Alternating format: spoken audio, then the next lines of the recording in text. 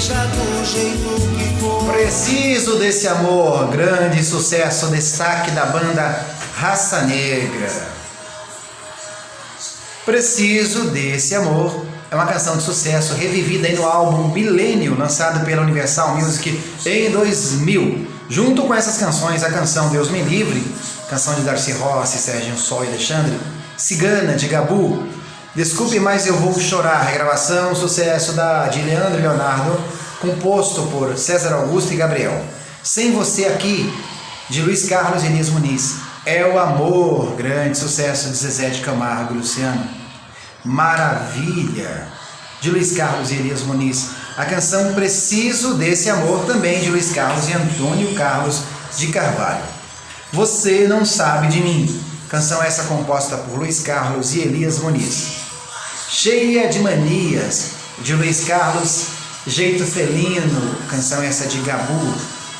Será, regravação do Legião Urbana, composta por Dado Villa-Lobos e Renato Russo e Marcelo Bonfá.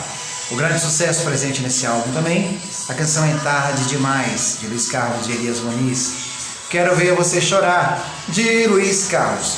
A canção Estou Mal, de Luiz Carlos e de Antônio Carlos de Carvalho. Esse álbum trouxe aí as versões de grande sucesso da banda Raça Negra para reviver épocas e momentos.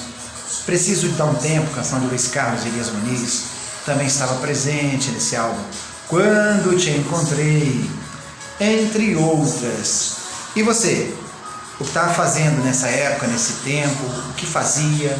Comente aqui nos comentários, vamos compartilhar um pouco da sua história aqui com todos que estão presentes no canal. Lembrando a vocês que por aqui estamos sempre conectados na boa música e nas boas memórias. Banda Raça Negra, presente na cultura brasileira.